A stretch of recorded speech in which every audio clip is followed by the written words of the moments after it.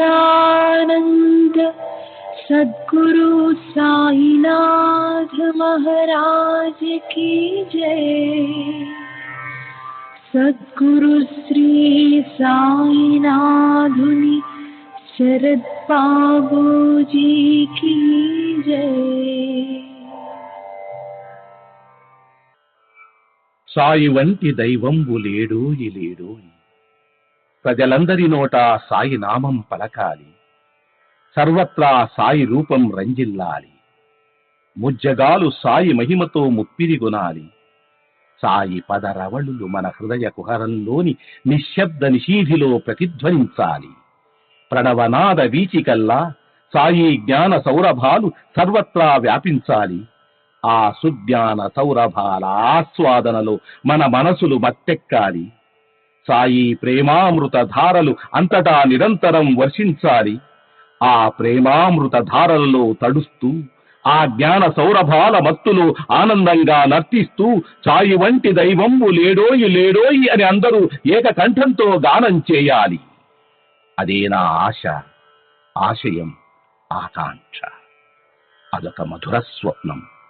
ఆ స్వప్న సాఫల్యం కోసం శ్రీ సాయినాథుని అనన్య ప్రేమతో, ఆర్ద్రతతో ప్రార్థించటమే మనం చేయగలిగింది, చేయవలసింది. శ్రీ బాబూజీ.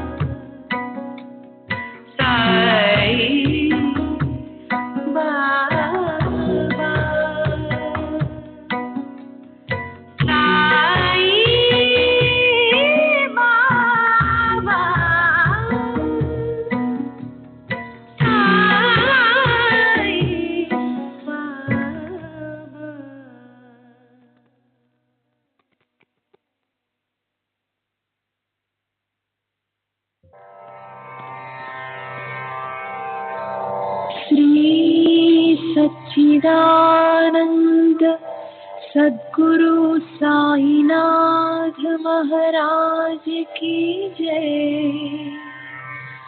सद्गुरु श्री साईनाथुनि शरद बाबूजी की जय।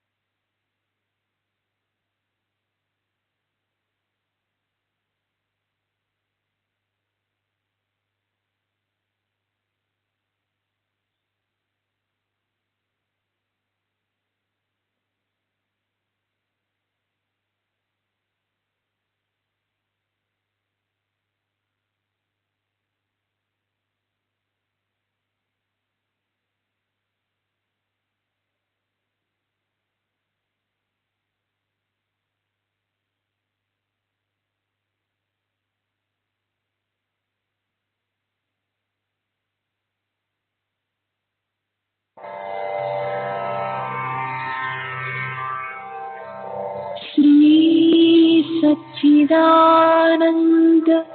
सद्गुरु साईनाथ महाराज की जय।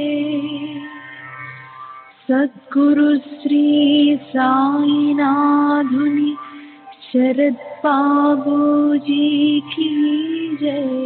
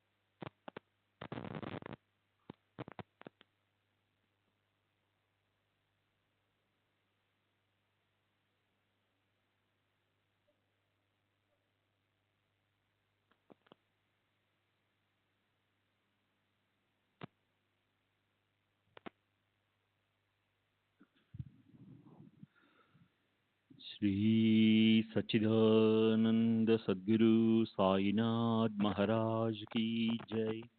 सद्गुरु श्री साईनाथ शरद बाबू जी की जय। శ్రీ సాయినాథాయ నమః. శ్రీ సాయి సచ్చరిత్రము 19వ అధ్యాయం. సాయి సూక్ష్మం కంటే అత్యంత సూక్ష్మం, మహత్తు కంటే అత్యంత మహత్తు. ఆ బ్రహ్మ స్తంభ పర్యంతం వస్తుజాలమంతా సాయియే. ఇటువంటి సద్వస్తువుకు రంగు రూపాలతో ఒక ఆకారాన్నిచ్చి చర్మచక్షులతో చూడాలని కోరిక కలిగింది.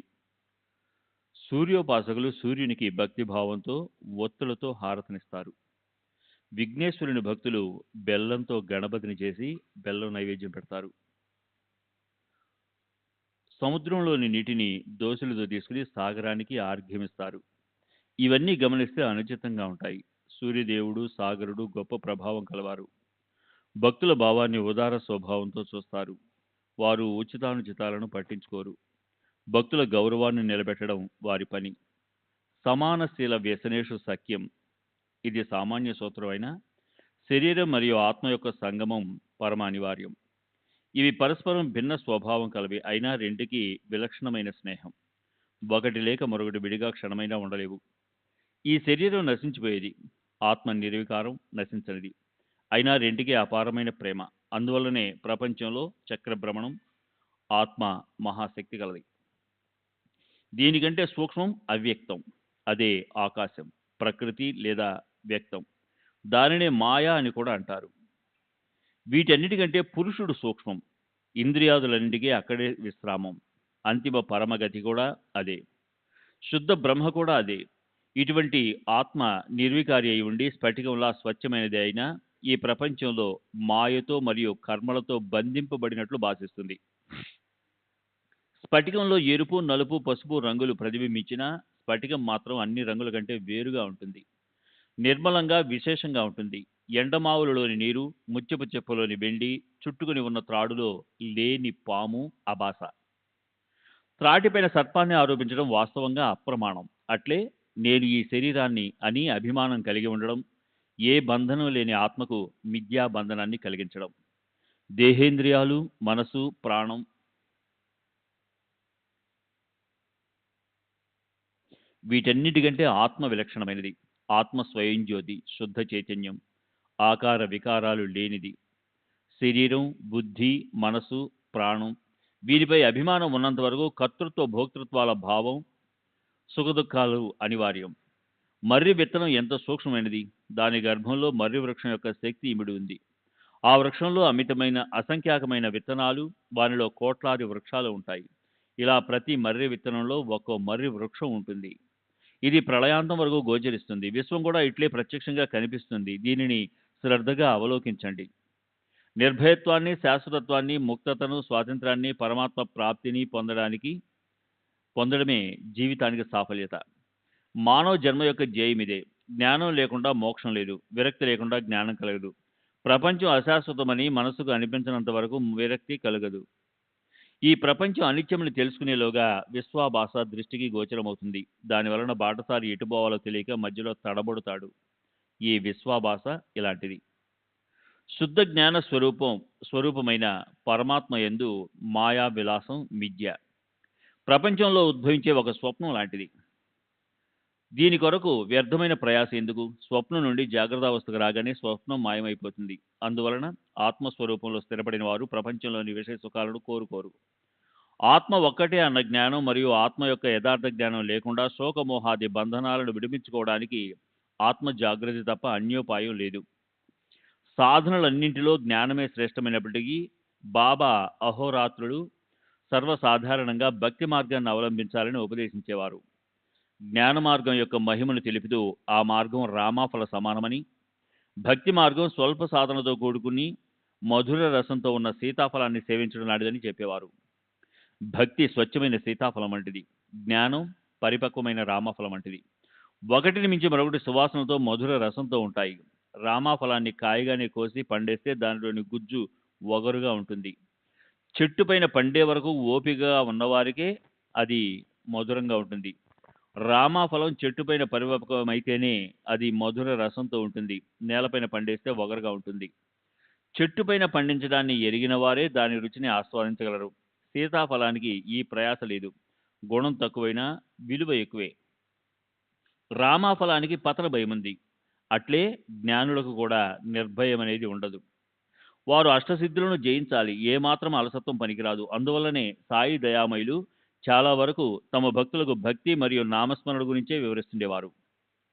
శ్రీకృష్ణ భగవానుడు జ్ఞానం కంటే ధ్యానం శ్రేష్టమైనదని అర్జునుడికి చెప్పాడు. అట్లే సాయిబాబా కూడా భక్తుల భవబంధనాలు విడిపోవడానికి ఇదే సాధన చెప్పారు.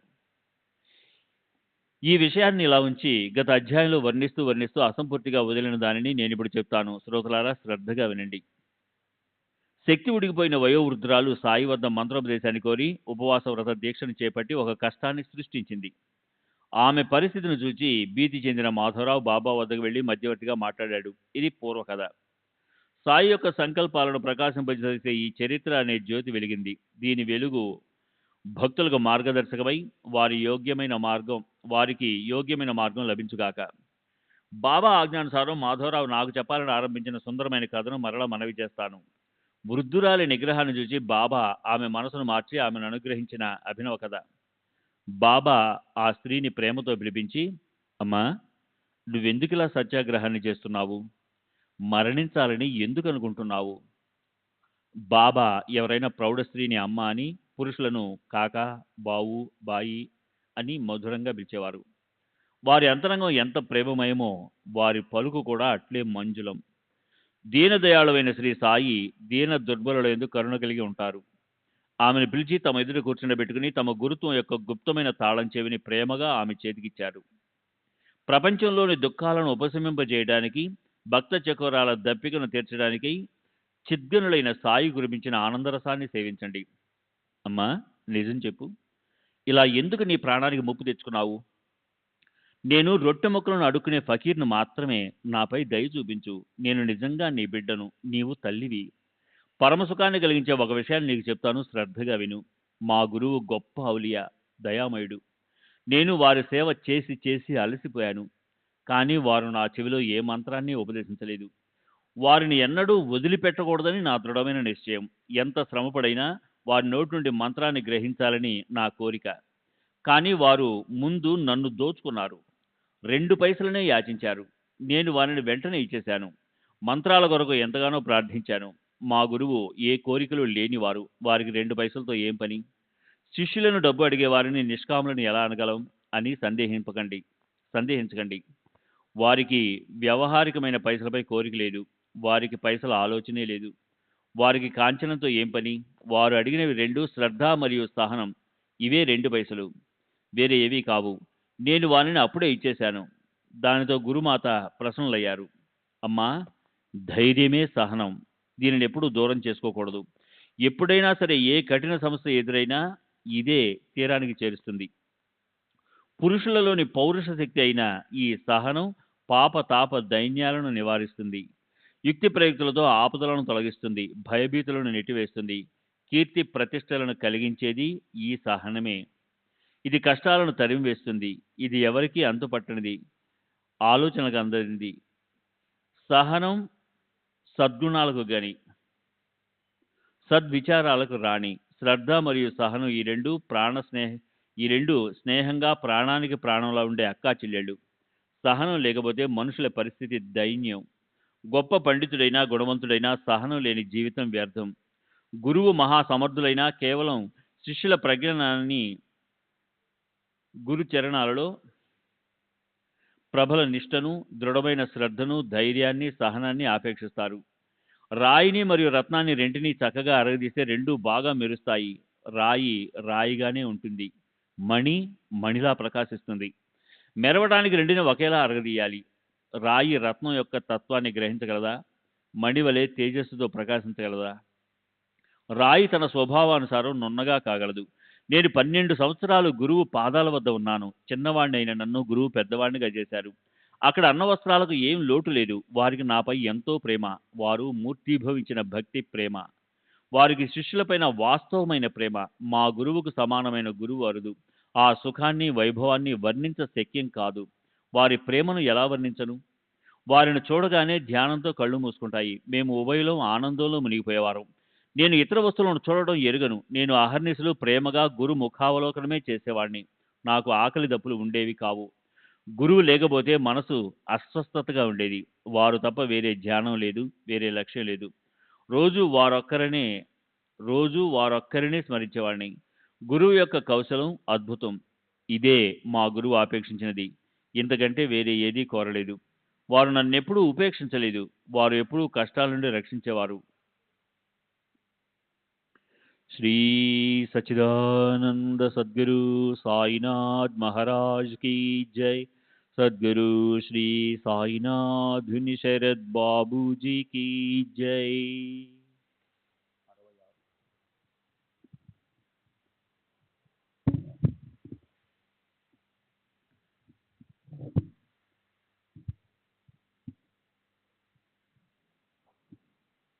నన్ను ఒకప్పుడు వారి పాదాల వద్ద, మరొకప్పుడు సముద్ర తీరాన్ని అవతల ఉంచేవారు. అయినా వారి సాన్నిధ్య సుఖము దూరం కాకుండా నన్ను కృపాదృష్టితో చూసుకునేవారు.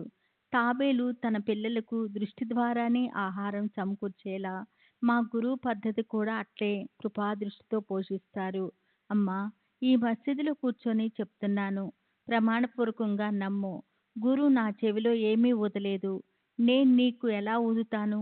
తాబేలు యొక్క ప్రేమ దృష్టి ద్వారానే పిల్లలకు సుఖము, సంతృప్తి. అమ్మా, ఊరికే ఎందుకు కష్టపడతావు? ఉపదేశం గురించి నేనేమీ ఎరగను. నదికి ఒక తీరాన తాబేలు ఉంటుంది. దాని పిల్లలు మరో తీరాన ఉంటాయి. దాని పాలన, పోషణ, దృష్టులతోని మంత్రాల గొడవ వ్యర్థము. నీవు వెళ్ళి అన్నం తిను. నీ ప్రాణాలకు ముప్పు తెచ్చుకోకు. ఒక నా యందు దృష్టి ఉంచు, పరమార్థం చేతికందుతుంది. నీవు నన్ను అనన్య దృష్టితో చూడు, నేను కూడా నిన్ను అట్లే చూస్తాను. మా గురువు నాకు వేరే ఏదీ నేర్పించలేదు. సాధనాల సంపద అవసరం లేదు. షట్శాస్త్రాల జ్ఞానము అవసరం లేదు. కర్త హర్త గురువేయనని సంపూర్ణ విశ్వాసం ఒకటే తప్పకుండాలి. అలా గురువు యొక్క మహిమ అపారము. గురువు అరహర బ్రహ్మమూర్తి. వారి శక్తిని తెలుసుకున్న వారు ఒక్కరే. త్రిజాలగాలలో ధన్యులు. బాబా ఆ విధంగా ఆ వృద్ధురాలికి బోధించగా ఆమె మనసులో విషయం బాగా నాటుకుంది. బాబా చరణాలపై శిరస్సు నుంచి ఆమె తన దీక్షను వదిలింది. ఆ కథనంతా విని ఆమె యొక్క సమర్పణ బుద్ధిని తెలుసుకొని ఆ కథలోని సార్థకతను నా మనసులో ఆశ్చర్యము, ఆనందము కలిగాయి. బాబా యొక్క ఈ లీలను గని పరమానందంతో కంఠము గద్గదమైంది. ప్రేమ ఉద్యోగంతో శరీరము రోమాంచితమైంది. బాబా బోధ నా అంతరంగంలో బాగా నాటుకుంది. నా గద్గద కంఠాన్ని చూచి మాధవరావు, ఏమిటి అన్నా సాహెబ్, ఊరికే మౌనంగా కూర్చుండి పోయారెందుకు? శరీరం పులకింతిపోయింది కదూ. బాబాకు సంబంధించిన ఇటువంటి విషయాలు అనేక కథలు ఉన్నాయి. నేను ఎన్నని చెప్పను. అవి మాధవరావు చెప్తుండగా గంట మ్రోగటం వినిపించింది. ప్రతిరోజు మధ్యాహ్నం భోజనానికి ముందు భక్తులు మసీద్కి వెళ్ళి కూర్చుంటారు. బాబాకు విధిపూర్వకంగా గంధ అక్షంతలతో ఆర్ఘ్యపాద్యాది పూజను చేస్తారు. అటు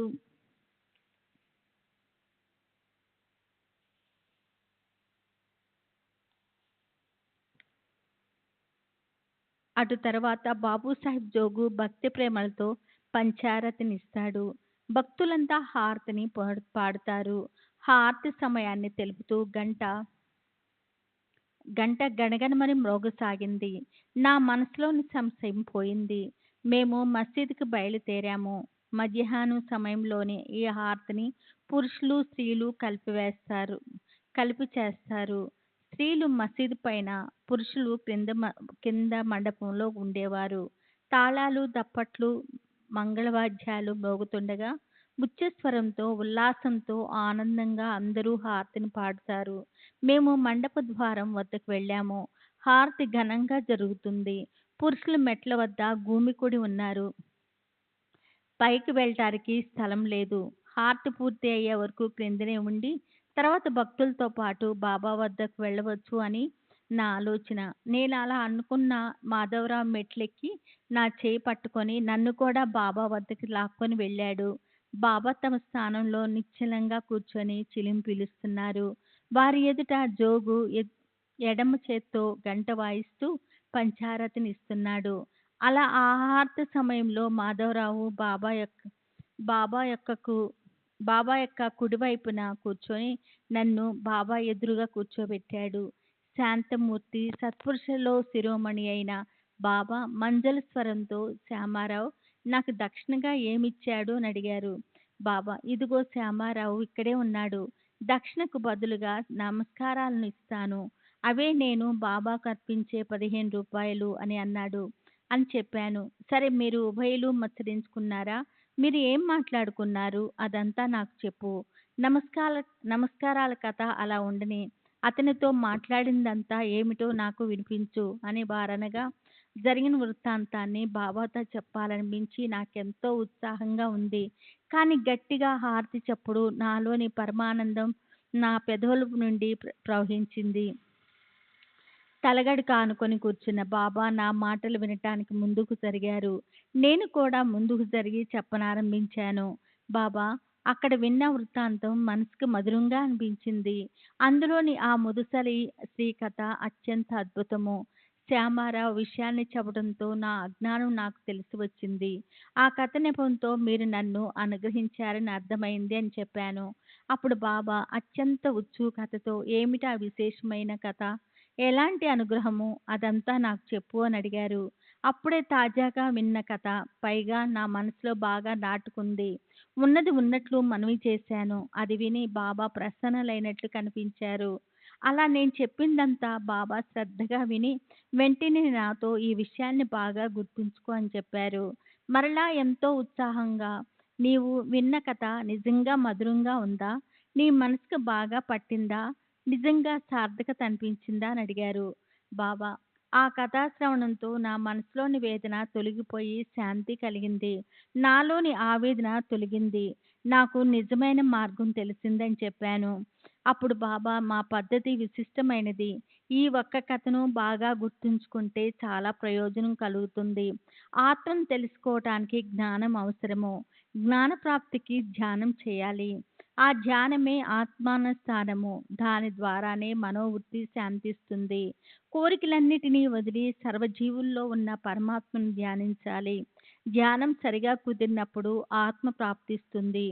సచ్చిత్ ఆనందము నా యొక్క స్వరూపమని తెలుసుకొని ఆ రూపాన్ని ఎల్లప్పుడూ ధ్యానించు.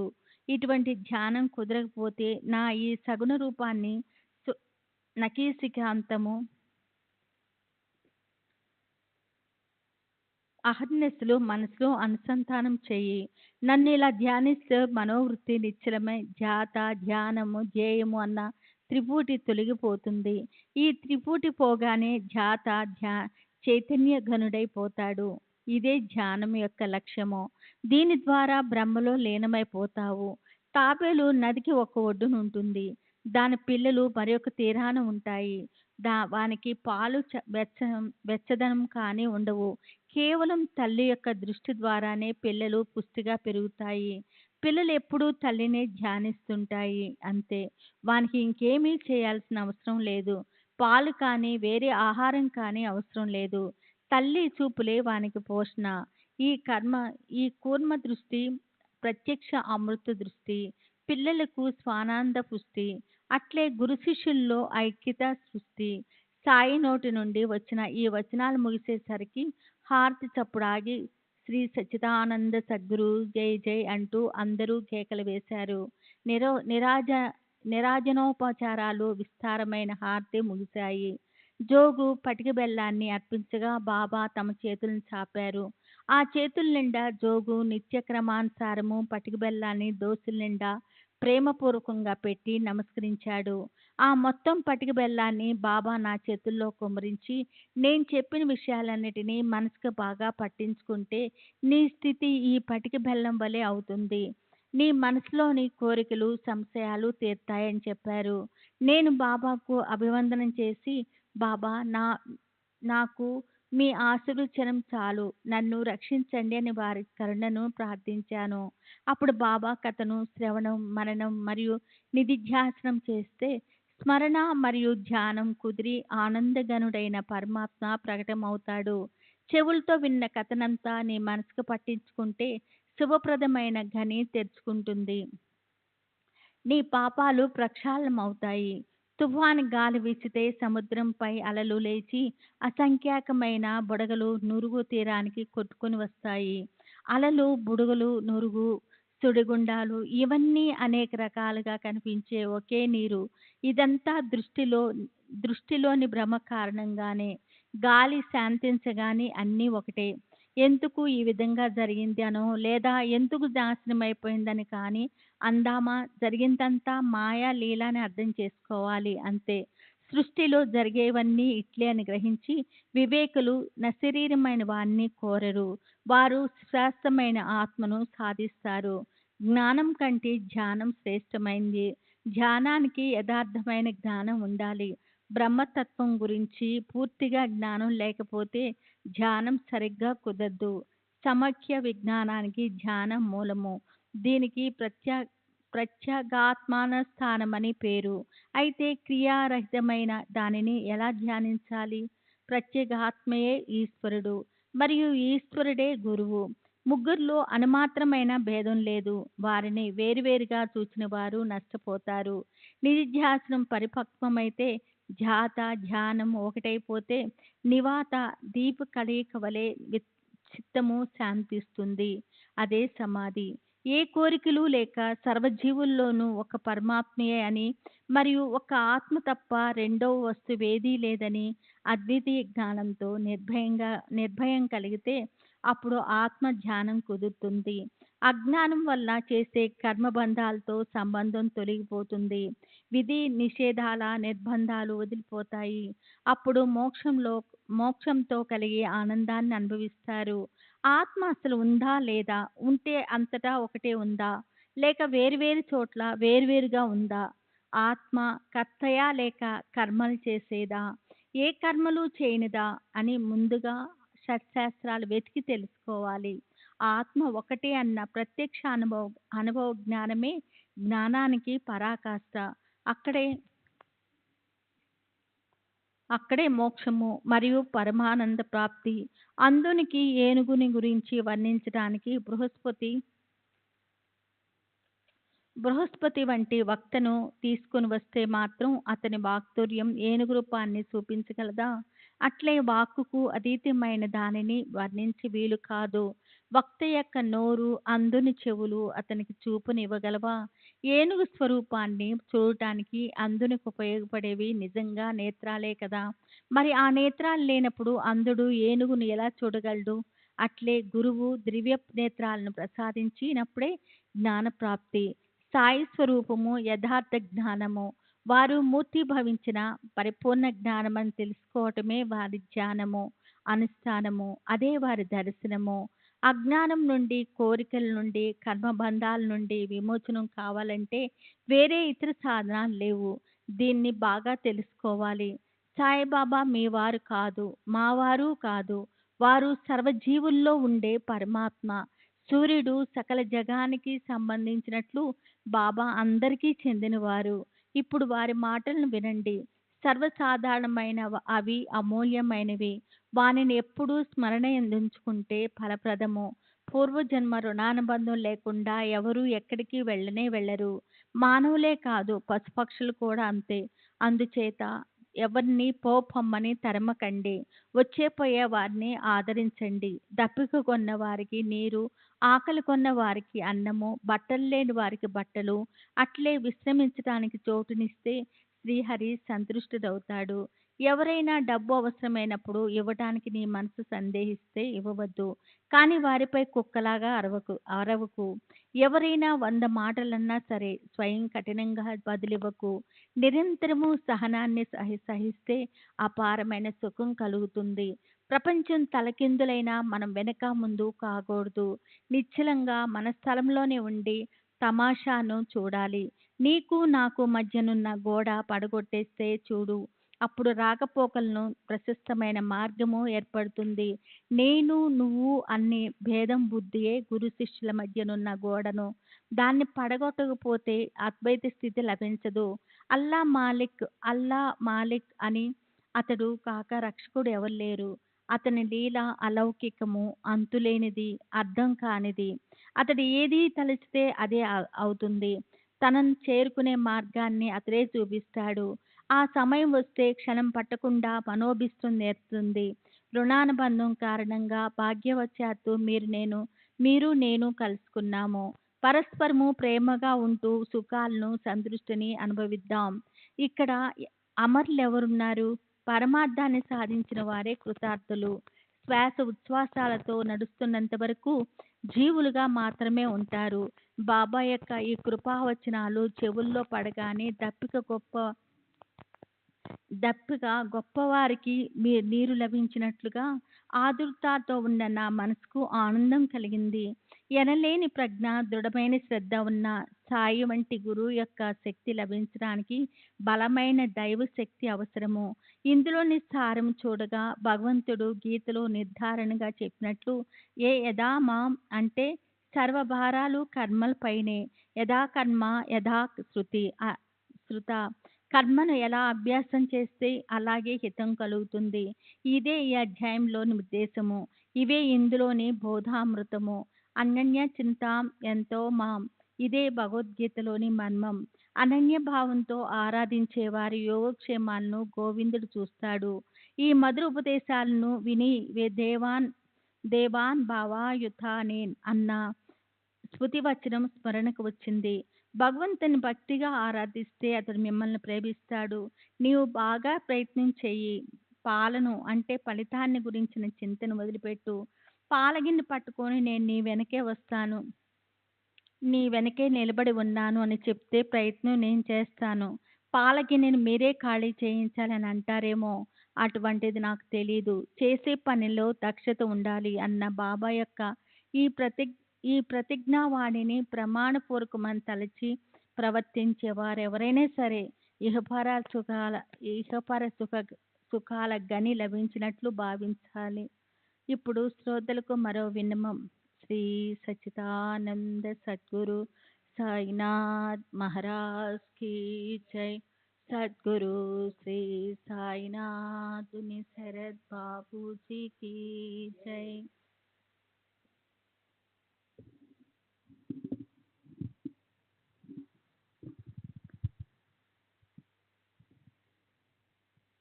శ్రీ సచ్చిదానంద సద్గురు సాయినాథ్ మహారాజ్ కీ జై. సద్గురు శ్రీ సాయినాథుని శరత్ బాబూజీ కీ జై.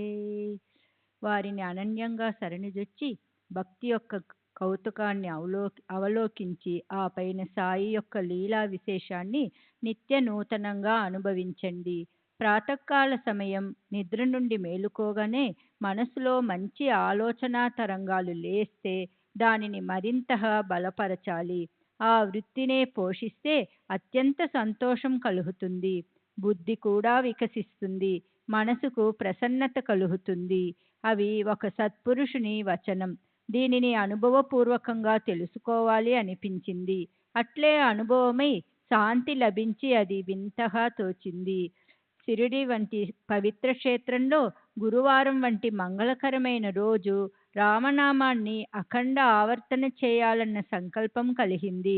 బుధవారం రాత్రి శయ్యపైన శరీరం నిద్రావసాయ వరకు మనసును రామనామ స్మరణలో ఉంచి అదే ధ్యాసతో ఉన్నాను. ప్రాతకాలం మేలుకోగానే మనసుకు రామనామం గుర్తుకు వచ్చింది. దాంతో జిహ్వ సార్థకమైంది. మనసులోని ఆలోచనను నిశ్చయం చేసుకున్నాను. ముఖం కడుక్కొని శుచి అయి దొరికిన పూలను పట్టుకుని సాయి యొక్క ప్రాత దర్శనానికి వెళ్ళాను. దీక్షితుని భవనం దాటి బూటి యొక్క వాడ బయట నుండి వెళుతుండగా ఒక ఔరంగాబాద్కర్ సుందరమైన ఒక పద్యాన్ని మధురంగా పాడుతుండగా విన్నాను. ఆ పద్యాన్ని ఓవి రూపంలో చెప్పాలంటే పద్యంలోని స్వాభావికమైన మాధుర్యం పోతుంది. శ్రోతలు ఆనందించలేరు.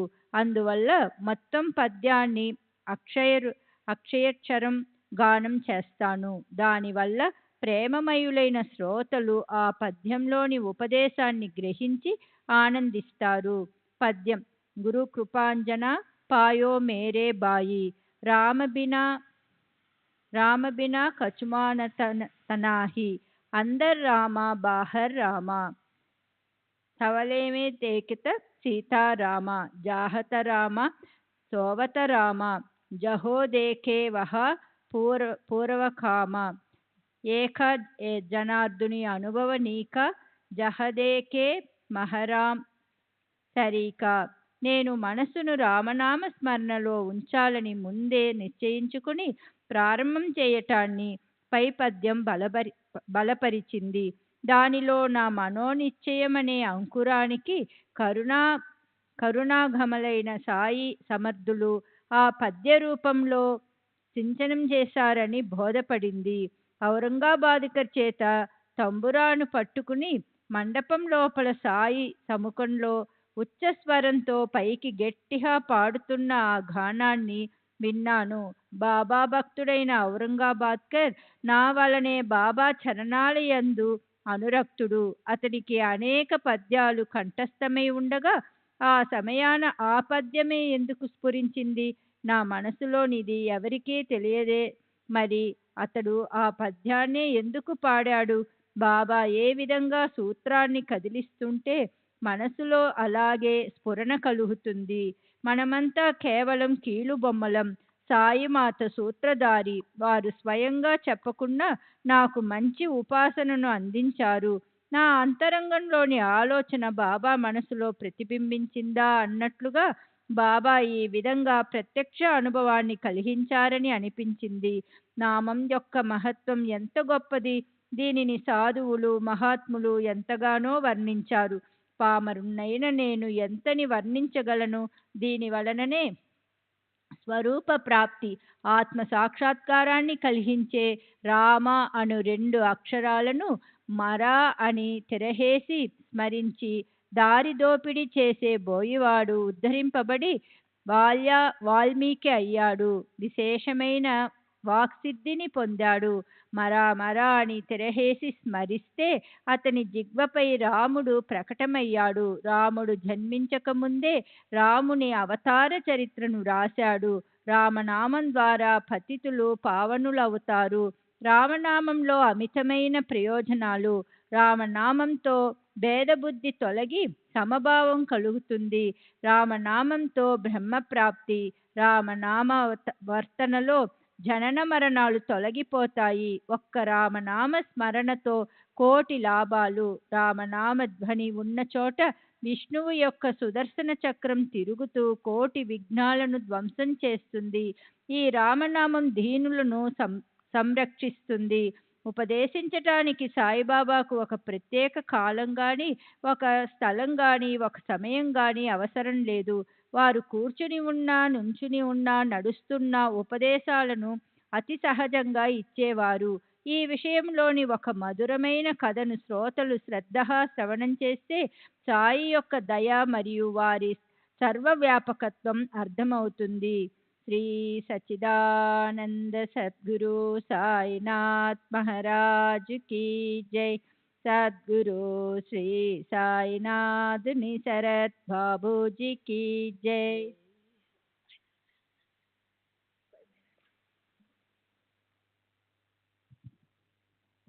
శ్రీ సచ్చిదానంద సద్గురు సాయినాథ్ మహారాజ్ కీ జై. సద్గురు శ్రీ సాయినాథుని శరత్ బాబూజీకి జై. ఒకసారి ఒక భక్త శ్రేష్ఠుడు మరొకరిని గూర్చి ముచ్చటిస్తూ స్వయం చెడు ఆలోచనల లోనై నింద లోపానలో పడిపోయాడు. అతని మంచి గుణాలు ఒక వైపు ఉండిపోయాయి. నోటి నుండి నింద బాగా ప్రవహించసాగింది. అసలు విషయము అడుగున పడి నింద పైకి వచ్చింది. ఏ కారణం చేతనైనా ఎవరి ఆచరణైనా సరిగ్గా లేకపోతే వారి గురించి వారికి వారి ఎదుటే తెలియచేసి వారిపై దయ తలచాలి. ఎవరినైనా సరే ఎప్పుడు నిందించకూడదు అని ప్రతి ఒక్కరికి బాగా తెలుసు. అయినా ఎంత నిగ్రహించుకున్న ఆ స్వభావము పొట్టలో అణిగి ఉండదు.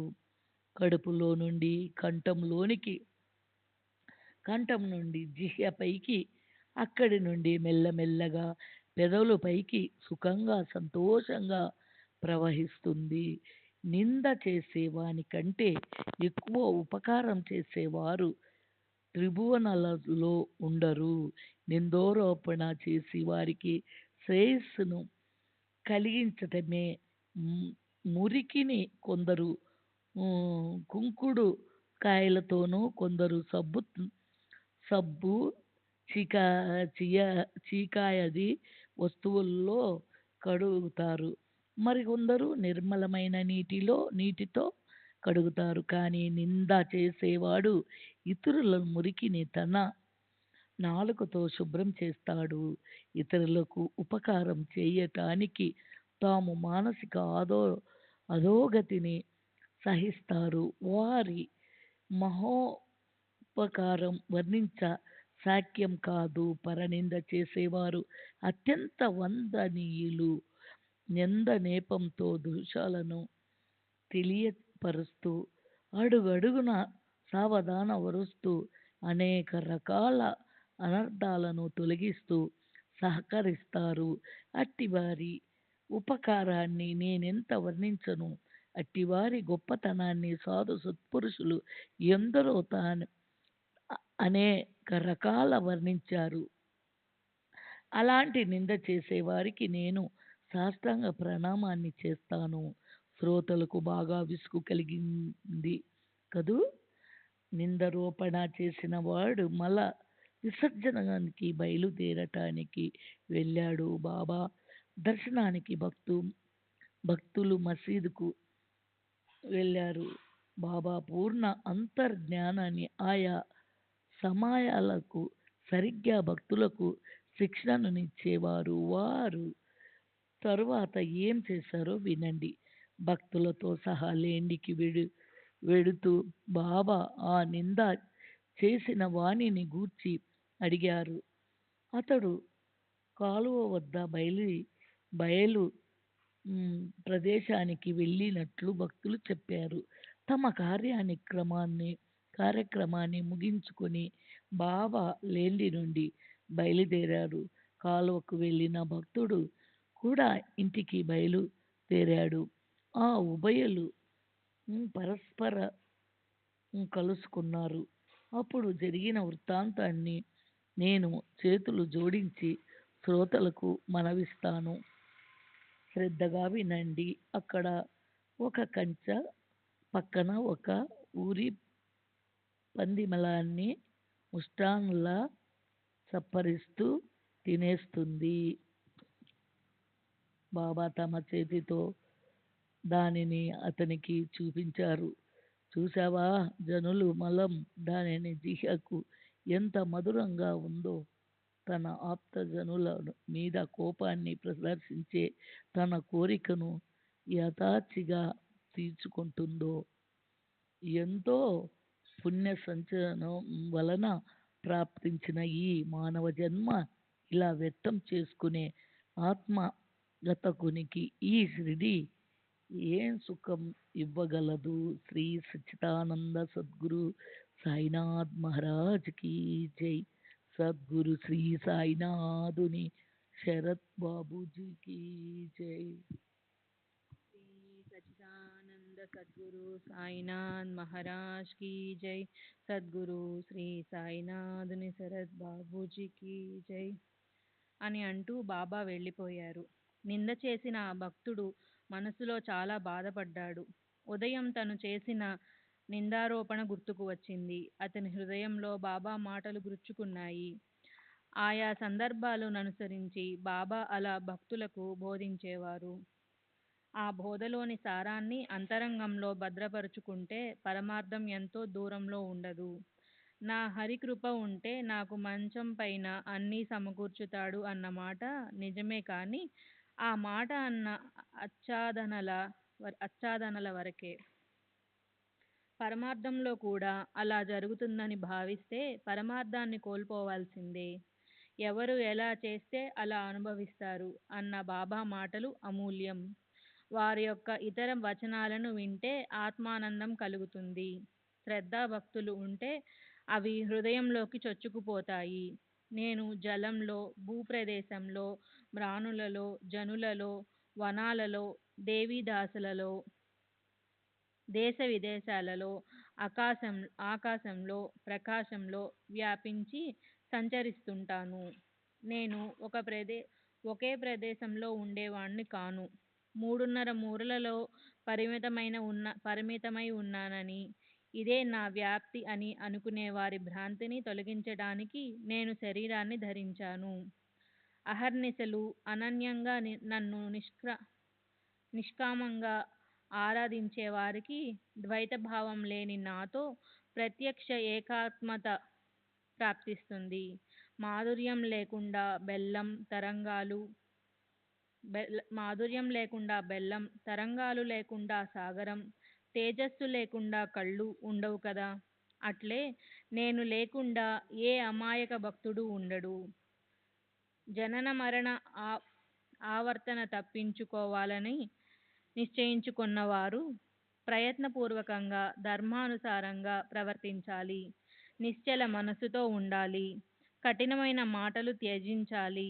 ఎవరి మనస్సును మాటలతో నొప్పించరాదు. ఎల్లప్పుడూ పరిశుద్ధ కర్మల యందే నిరతులై ఉండాలి. మనస్సును స్వధర్మంలో ఉంచాలి. మీ మనోబుద్ధులను నాకు సమర్పించి నన్ను ఎల్లప్పుడూ స్మరించండి. ఇలా చేస్తే శరీరానికి ఎప్పుడు ఏం జరిగినా ముమ్మాటికి ఏ భయం ఉండదు. అనన్యంగా నా యందు దృష్టి ఉంచి నా కథలను వర్ణించేవారు, వినేవారు ధన్యులు. నా స్మరణ తప్ప అన్య ఆలోచనలేవీ లేకుండా ఉంటే చిత్తం పరమాత్మలో లీనమైపోతుంది. నా శరణు పొందు, నా నామాన్ని స్మరించు అని అందరికీ బాబా చెప్పారు. దానితో పాటు నేను ఎవరు అని తెలుసుకోవడానికి శ్రవణ మననాలను ఆజ్ఞాపించారు.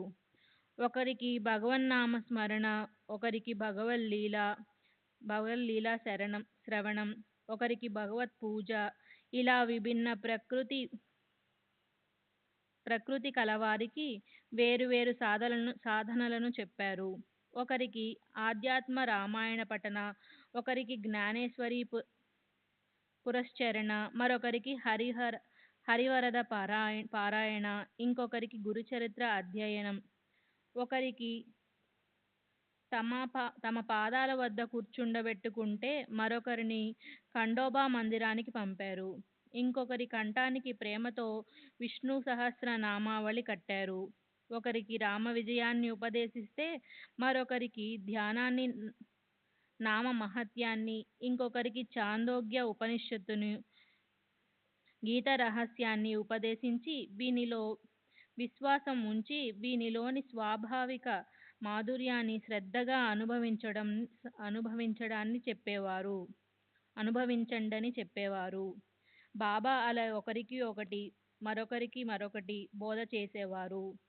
వారి దీక్షా పద్ధతి అనేక రకాలు. అవి అనంతరం ఒకరికి ప్రత్యక్షంగా దీక్షనిస్తే మరొకరికి దృష్టాంతాలతో ఇచ్చేవారు. వారి ఉపదేశాలు అపూర్వంగా, విశేషంగా ఉండేవి. అనేక వర్ణాల భక్తులు పరుగున వారి దర్శనానికి వస్తారు. శ్రీ సచ్చిదానంద సద్గురు సాయినాథ్ మహారాజ్ కీ జై. సద్గురు శ్రీ సాయినాథ్ బాబూజీ కీ జై. శ్రీ సచ్చిదానంద సద్గురు సాయినాథ్ మహారాజ్ కీ జై. సద్గురు శ్రీ సాయినాథుని సత్ బాబూజీ కీ జై. మద్యపానం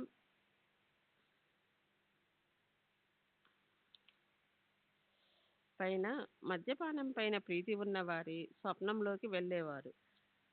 వారి వక్షస్థలం పైన కూర్చుని కాళ్ళు చేతులు గుండెను బాగా ఒత్తిపట్టి వారు మరలా మద్యం ముట్టుకోమని ప్రమాణం చేస్తే గాని వారిని విడిచిపెట్టేవారు కారు. వివాహం జరిగే గృహాలలో జ్యోతిష్కులు హరిహరుల చిత్రాలను వేసినట్లుగా బాబా భక్తుని స్వప్నంలో గోడపైన గృహ బ్రహ్మ అనే మంత్రాన్ని వ్రాసేవారు. ఎవరైనా రహస్యంగా ఆసనాలను వేస్తూ హఠ యోగ సాధనలను చేస్తుంటే బాబా తమ దివ్య జ్ఞానంతో తెలుసుకుని గురి తప్పని బాణం గుచ్చుకునేలా బోధించేవారు. ఎవరో అపరిచితుడిని పట్టుకుని అతనితో ఇంత తిని నిశ్చితంగా కూర్చోలేవా, ఓపిక పట్టి ఉండు అని కబురు పంపారు. ఒకరిలో ప్రత్యక్షంగా మాది చాలా కఠినమైన పద్ధతి, 1-2 సార్లు చెప్పి చూస్తాం, చివరి ప్రయత్నం చాలా కఠినంగా ఉంటుంది. ఒకసారి చెప్తాం, 2 సార్లు చెప్తాం. ఎవరైనా మా మాటలను లక్ష్య పెట్టకపోతే కన్నబిడ్డలనైనా సరే 2 ముక్కలుగా చీరి పారేస్తాం అని చెప్పేవారు. సాయిబాబా మహాజ్ఞాని. పామరున్నైన నేను ఆ మహానుభావుని చమత్కారాలను ఎలా వర్ణించగలను? వారు ఒకరికి విరక్తిని, జ్ఞానాన్ని కలుగజేస్తారు. ఒకరికి సద్భావాన్ని, భక్తిని కలుగజేస్తారు. ఒకరికి ప్రపంచ వ్యవహారాలలో నడుచుకునే పద్ధతిని ప్రశస్తమైన రీతిలో శిక్షణనిస్తారు. ఉదాహరణకు విచిత్రమైన ఒక సంఘటనను శ్రోతలకు చెప్తాను. ఒకసారి మిట్ట మధ్యాహ్నం అప్పుడు బాబా మనసుకు ఏం తోచిందో తెలియదు కానీ వారు అకస్మాత్తుగా రాధాకృష్ణబాయి ఇంటి పక్కకు వచ్చారు. వారి వెంట కొందరు భక్తులున్నారు. అప్పుడు బాబా వెళ్ళి నిచ్చెనను పట్టుకుని రండి అని అనగానే వెంటనే ఒకరు వెళ్ళి నిచ్చెనను తెచ్చి పెట్టారు. దానిని బాబా ఆ ఇంటిపైకి వేయించారు. స్వయంగా కప్పుపైకి ఎక్కారు. మనసులో వారి ఉద్దేశం ఏమిటో ఎవరికీ తెలియదు. వామన్ గోండ్కర్ని ఇంటి కప్పుకు నిచ్చెనను వేయించి తాము స్వయంగా చరచర ఇంటి కప్పుపైకి ఎక్కారు. అక్కడి నుండి ఆ ఇంటికి ఆనుకుని ఉన్న రాధాకృష్ణబాయి ఇంటి కప్పును దాటుకుంటూ వెళ్ళారు. అదేం చమత్కారమో ఎవరికీ అర్థం కాలేదు. అప్పుడు రాధాకృష్ణబాయి తీవ్రమైన చలి జ్వరంతో అనారోగ్యంతో ఉంది. బాబా కూడా ఇద్దరు వ్యక్తులు ఆసరగా పట్టుకుంటేనే నడవగలిగేవారు. అంత బలహీనంగా ఉండగా అంతటి శక్తి వారికి ఎక్కడి నుండి వచ్చిందో. వెంటనే ఇంటి కప్పుకు రెండవ వైపుకు అదే నిచ్చెనను వేయించుకుని క్రిందికి దిగి వచ్చారు. నేలపై కాలు మోపగానే ఆలస్యం చేయకుండా వెంటనే నిచ్చెన తెచ్చిన వానికి 2 రూపాయలు ఇచ్చారు. నిచ్చెనను రెండు వైపులా వేయటం ఏమంత కష్టమైన పని? ఆ శ్రమకు ఫలితంగా బాబా అంత డబ్బు ఇచ్చి రుణం తీర్చుకున్నాడు. నిచ్చెన తెచ్చిన వానికి బాబా అంత డబ్బు ఎందుకు ఇచ్చారు అని కుతూహలంతో వారిని అడగాలనుకున్నారు. ఒక వ్యక్తి ధైర్యంతో వారిని ప్రశ్నించగా బాబా ఎవరి శ్రమ భారాన్నైనా ఉచితంగా లేసమైనా తీసుకోకూడదు. ఎవరితోనైనా పని చేయించుకోవచ్చు కానీ ఎవరి శ్రమను ఉచితంగా తీసుకోరాదు అని ఒక నియమాన్ని పాటించాలి అని బాబా ప్రత్యుత్తరమిచ్చారు. బాబా ఉద్దేశాన్ని ఎవరు అర్థం చేసుకోగలరు? వారి విషయాలు వారికే అర్థం అవుతాయి. సత్పురుషుల అంతరంగం అత్యంత గూఢంగా ఉంటుంది. వారి నోటి నుండి వెలువడిన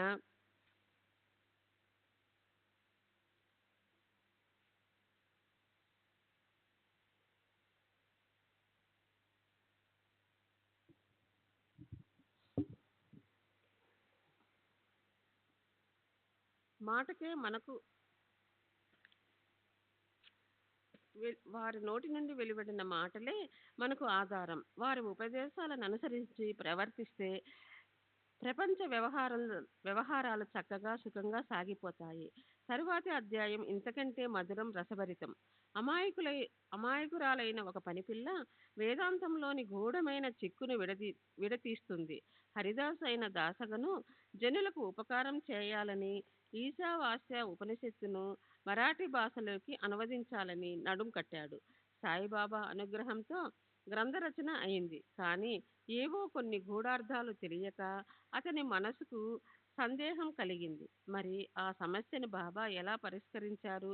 బాబా షిరిడిలోనే కూర్చుని దాసగనుతో నీవు పార్లేకు తిరిగి వెళ్ళినప్పుడు కాకా దీక్షిత్ ఇంట్లో పనిచేసే పిల్ల నీ సందేహాలను తీరుస్తుంది అని చెప్పారు.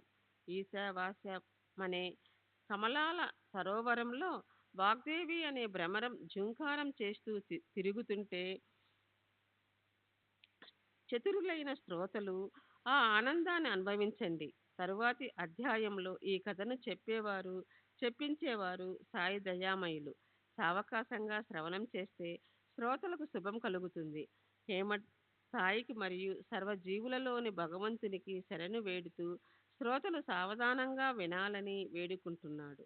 స్వస్తి శ్రీ సంత సజ్జన ప్రేరితము భక్త హేమట్ పంతు విరచితము అయిన శ్రీ సాయి సమర్థ సచ్చరితంలో మదన గ్రహము మను 19వ అధ్యాయం సంపూర్ణం. శ్రీ సద్గురు శ్రీ సాయినాథార్పణమస్తు. శుభం భవతు. శ్రీ సాయి సచ్చరిత్ర 20వ అధ్యాయం. శ్రీ సచిదానంద సద్గురు సాయినాథ్ మహారాజ్ की जय. सद्गुरु श्री साईनाथ निसरद बाबूजी की जय.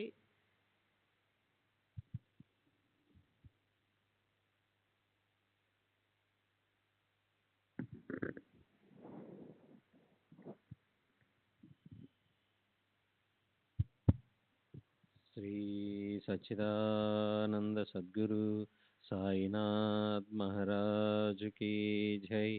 सद्गुरु श्री साईनाथुनि శరత్ బాబూజీకి జై. శ్రీ సాయి సచ్చరిత్ర 20వ అధ్యాయము. ఓం నమో గురువర. అనుగ్రహ వచనములనే ముత్యాలను కలిగిన మానస సరోవర, మీ చరణాల వద్ద అనన్య భక్తులు హంసల వలె ఆశ్రయించి ఉన్నారు. 1. మహా ఉదారులైన మీరు మమ్మల్ని ఆశ్రయించిన వారికి మీ అనుగ్రహమనే ముత్యాలను ప్రసాదించి వారికి ఆత్మస్వరూపంలో విశ్రాంతిని కలిగించి వారి జనన మరణాలను రాకపోకలను తొలగిస్తారు. 2. సాయి సిద్ధుని ఆశ్రమం ఎంత గొప్పది. దర్శనంతో ప్రపంచంలోని కష్టాలను పోగొడుతుంది. దాని పరిసరాలలో ఉన్నవారి భవభ్రమలను అశాంతిని పారిపోయేలా చేస్తుంది. 3. సాయి అసలు నిరాకారమే అయిన భక్తుల కొరకు సాకార రూపాన్ని ధరించారు. మాయానటి రూపాన్ని గ్రహించి నటుని వలె లీలలను ప్రదర్శించారు. 4. అటువంటి సాయిని ఒక క్షణం ధ్యానించి షిరిడీకి వెళ్ళి అక్కడ మధ్యాహ్న హారతి తర్వాత కార్యక్రమాన్ని శ్రద్ధగా చూద్దాం. 5. మధ్యాహ్న హారతి తర్వాత సాయి మహారాజు మసీదు చివరకు వచ్చి అత్యంత కృపాదృష్టితో భక్తులకు విభూదిని పంచిపెడతారు. 6. ప్రేమికులైన భక్తులు వెంటనే వారి చరణాలను ఆలింగనం చేసుకుని నిలుచుని బాబా వదనాన్ని అవలోకిస్తూ వారిపై బాబా కురిపించే విభూదిని స్వీకరిస్తారు. 7. బాబా పిడికిల నిండా విభూదిని నింపుకుంటూ భక్తుల చేతిలో పోసేవారు. తమ బొటని వేలుతో భక్తుల నుదుట అద్దేవారు. వారి హృదయంలో అత్యంత ప్రేమ. 8. తమ్ముడు, భోజనానికి వెళ్ళు. అన్న, నువ్వు కూడా వెళ్ళు. వెళ్ళి కమ్మగా తిను. మీరందరూ ఇళ్లకు వెళ్ళండి అని ఒక్కొక్కరికి చెప్పేవారు. 9. అదంతా గతించిన వైభవం. ఇప్పుడు దానిని చూడలేకపోయినా షిరిడీలో ఆయా వేళలందు ఆయా స్థానాలలో నిశ్చలంగా ధ్యానించితే అది కనిపిస్తుంది. 10. ఈ విధంగా సాయిని నఖశిఖ పర్యంతం ధ్యానిస్తూ భక్తిగా వారికి సాష్టాంగ ప్రణామం చేసి కథను కొనసాగిస్తాను. 11. గత అధ్యాయాంతంలో బాబా పనిపిల్ల ద్వారా వేదశృతి యొక్క అర్థాన్ని వివరించారు అని శ్రోతలకు చెప్పాను కదూ. 12. ఈశావాస్య భావార్థ బోధని అన్న గ్రంథాన్ని దాసగను వ్రాయనారంభించాడు. అందులో అతనికి సందేహం కలగగానే ఆ సంశయ నివృత్తికై షిరిడీకి వచ్చి సద్గురు చరణాల వద్దకు చేరాడు. 13. అప్పుడు బాబా, నీవు తిరిగి వెళ్ళేటప్పుడు కాకా ఇంట్లోని పనిపిల్ల నీ సంశయాన్ని నివారిస్తుంది అని చెప్పారు. 14. ప్రస్తుతం ఆ వచనాలే కథను సంధానం అక్కడి నుండే మొదలు పెడదాం. శ్రోతల శ్రద్ధలతో ఉంటే శ్రవణం చక్కగా జరుగుతుంది. 15. సంస్కృత భాషా జ్ఞానం లేని వారి కోసం దాసగను ఈశా వ్యాపోనిషత్తు అర్థాన్ని మరాఠీ భాషలో ఓవి ఛందస్సులో ప్రతి పదార్థంలో స్పష్టంగా వివరించాలని. 16. ఈశావ్యాస్య భావార్థ బోధనని ప్రాకృత భాషలో సుగమంగా రచించాలన్న సంకల్పంతో ప్రారంభించాడు. 17.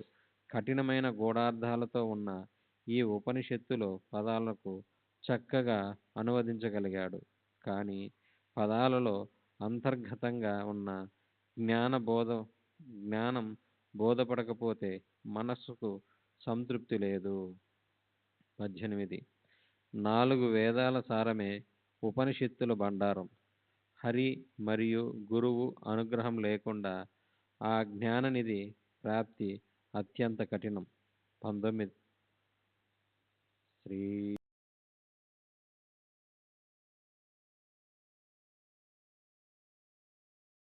శ్రీ సాయినాథుని శరత్ బాబూజీకి జై.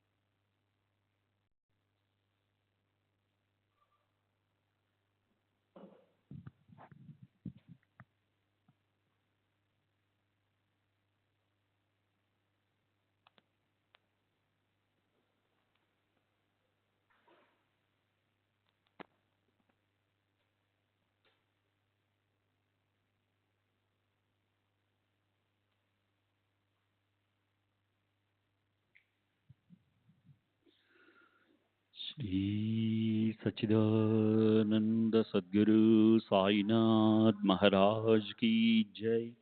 सद्गुरु श्री साईनाथ धुनि शरद बाबू जी की जय. साई रहम नजर करना, बच्चों का पालन करना. साई रहम नजर करना, बच्चों का पालन करना.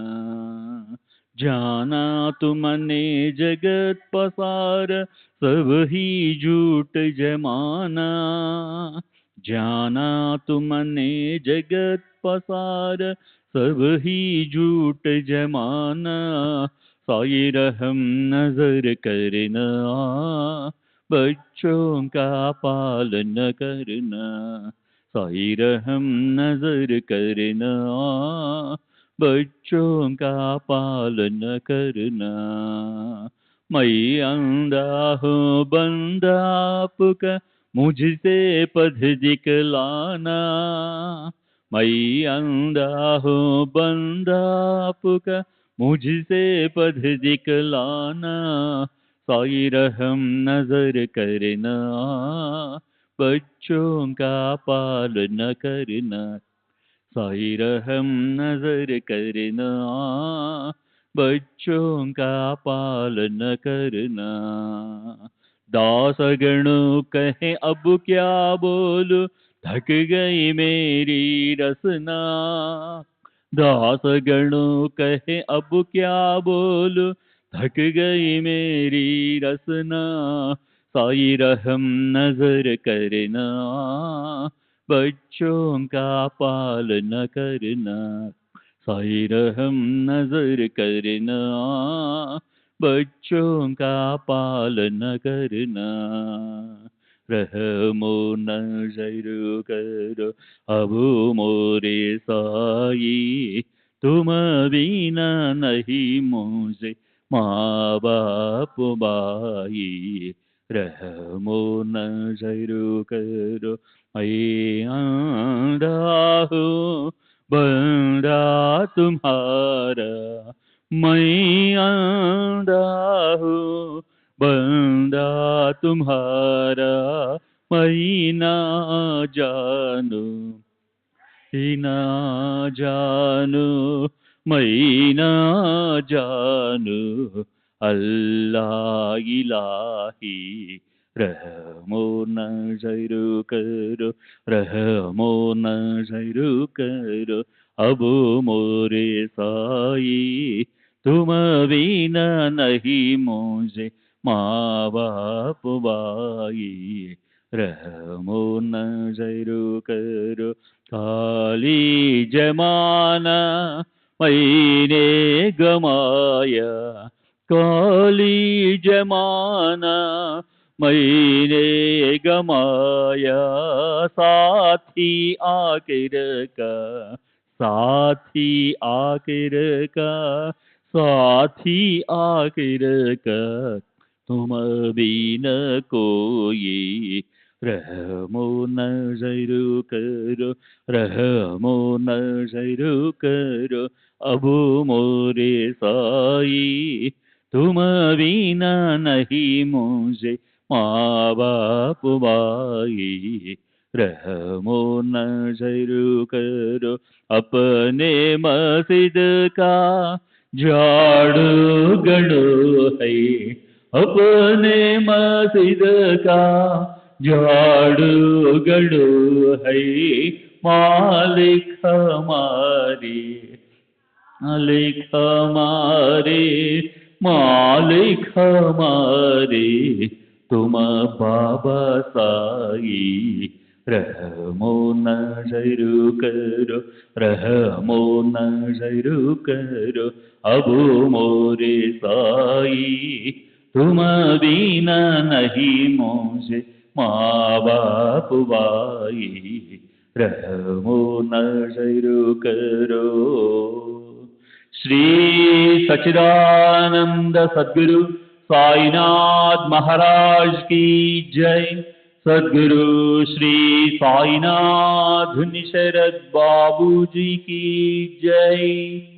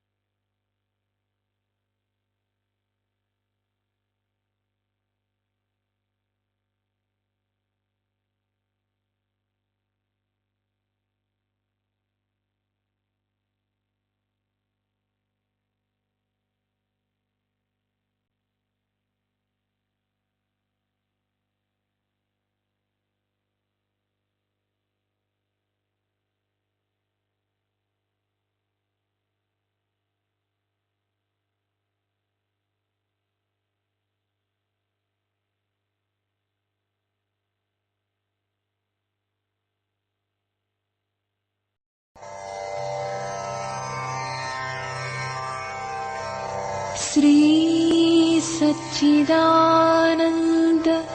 सद्गुरु साईनाथ महाराज की जय। सद्गुरु श्री साईनाथुनि शरद बाबू जी की जय।